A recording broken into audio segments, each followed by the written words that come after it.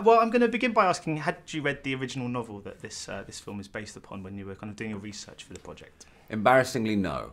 I was aware of the novel when I took the job, and I kind of considered reading it, and then I thought maybe I should just address the screenplay, and rather than complicate things by reading the book and thinking, oh wait a minute, maybe this and that, and just take it as a screenplay. So I haven't read Francois's book just yet, but I will.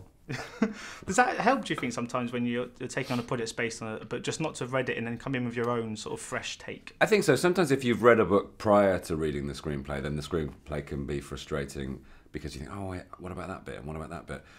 And if you are aware of the book, reading it sometimes it can actually, help to bolster your performance in some way, give you a bit more depth, but I'm just lazy. Unless this film was shot in a really great studio, it seems that it was all on location. Yeah, it was all location in Crouch End. I mean, that must have been a fantastic kind of perk to this project, is to travel the world. It was pretty amazing. I think I did, the stats we figured out was that I travelled 128,000 air miles in 2013. Wow. So it was a lot of travelling. It was great to some degree. It was great. It's difficult being away from the family sometimes. But yeah, all those places we were in, Africa and China and a bit of Vancouver, Germany, London. It was fun. Yeah. And I mean, because the character Hector, he kind of revels in the mundane, and he likes his structure and his kind of habits. Yeah. And that couldn't be further away from the life of an actor. Yes. But is there still a lot you can identify with this role? I think it's easy sometimes to settle if you achieve a certain degree of happiness and think, all right, I don't want to risk it. I've kind of got this. I'll stick with it, and not risk going further. But the point of the film is that in order to truly experience happiness, you have to experience everything. You have to know abject terror, and you have to know desperate unhappiness. That's the only way that you can truly define what happiness is. And so I'd like to think that I've never settled. I've always tried to push things forward. Life sort of begins outside your comfort zone, and Hector lives very much in his comfort zone. So what makes you happy? Family, work, the things that I would hope would make me happy. Really, I'm very much a family person, and I do love my real life. But it helps that I do something for a living that I adore, and I forget is a job sometimes. So yeah, happiness is an interesting thing, and I do think it's important to know what it isn't as much as it is to know what it is. And I mean, this role is one of the most emotionally deep and heavy roles I've sort of ever seen you take on. Yeah. And I mean, it kind of follows on from The World's End, and I think we're starting to see a more vulnerable side to you on screen. Is that a sort of conscious decision in taking roles? Is that just what you're sort of naturally drawn to these days?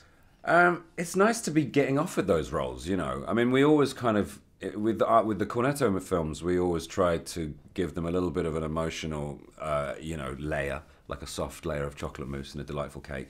There would always be a kind of, even in Shaun of the Dead, when he has to shoot his mum, it's not an easy scene, and hopefully, people have sort of spotted that that's within my capability, perhaps, I don't know, and so it's lovely to take on these more sort of varied, meaty roles. I love comedy, I really do, but I'd like to think I'm an actor, not just a comedian. Yeah, because I mean, there was a couple of scenes in this where they were quite heavy. I mean, there's obviously the whole kidnapping sequence, for instance, and I was sort of waiting for a punchline and realised actually there isn't one. This is quite.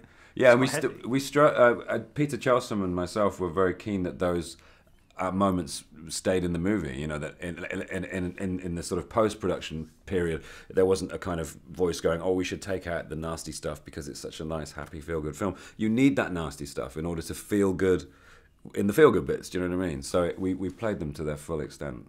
I mean, in terms of sort of getting the best out of your own performance, it must help so much to work alongside someone like Rosamund Pike, because I mean, she's just terrific in this as well. Yeah, and the whole cast, Rosamund is a friend, and I love working with her because it's so easy, and she's so brilliant, and it's very easy to be in love with Rosamund. If you're playing a character who's in love with Rosamund, it's not a huge stretch because she's wonderful in so many ways. And then you've got like Tony Collette, who's just as beautiful and wonderful, and Stellan Skarsgård, who's a beautiful guy. I was very sort sort of supported in this movie. You know, I was totally surrounded by this retinue of just awesome actors. You know, Jean Reno and Christopher Plummer. Also Barry Atzma, who's a Dutch actor who plays my best friend Michael in the film, who's like the Brad Pitt of Holland, who I wasn't aware of because, you know, he exists as that figure in Dutch culture, but not so much here. And he was amazing as well. And also all the supporting players, the actors that we met in Africa and China. Ming Zhao, who plays Ying Li, was just a real discovery, you know, and it was a joyous experience making this film. It was a parallel journey to Hector's, I think. I mean, you talk about Stellan quickly, because he's just fantastic. And I read that Jennifer Connelly and Paul Bettany named their kid Stellan in honour to him because he's such a close friend. I was wondering, if of all the people you've ever worked with, who's the one that you'd most be willing to name your kid after?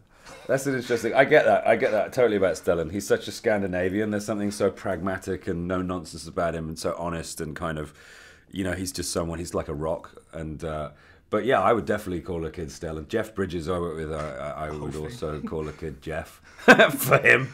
I constantly meet people like that. JJ, I call my kid JJ.